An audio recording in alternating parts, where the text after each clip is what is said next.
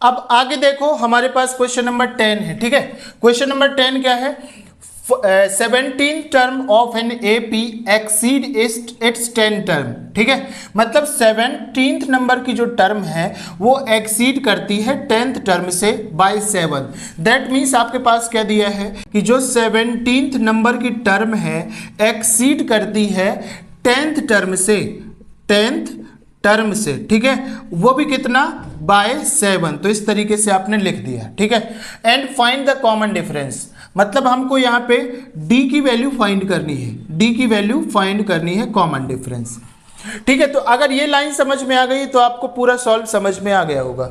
ठीक है, 17th term जो है वो एक्सीड करती है, एक्सीड मतलब माइनस है 10th टर्म से, वो भी बाय 7। तो हमने जो भी चीज हमारे पास क्वेश्चन में गिवन था उसको हमने यहाँ पे राइट डाउन कर दिया है। ठीक है, अगर ये लाइन आपको समझ में आ गई है दैट मीन्स इस इक्वेशन को आप बहुत ही आसानी से कर लेंगे। ठीक है, क्योंकि 17th टर्म क्या होगी? अच्छा, टर्म कैसे निकालते हैं? तो यहाँ पे देखो, जैसे आपको निकालना है 5th टर्म। ठीक है, तो ये क्या होता है?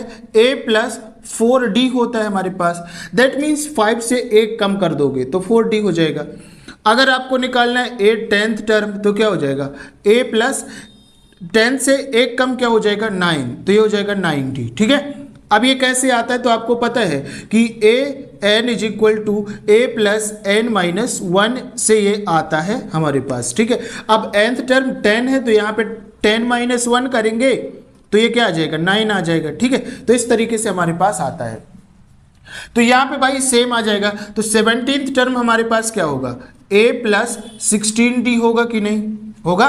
a प्लस 16d होगा, माइनस है तो माइनस यहाँ पे लगाओ। और 10th टर्म क्या होगा? a प्लस 9d होगा हमारे पास। ठीक है, इज इक्वल टू 7।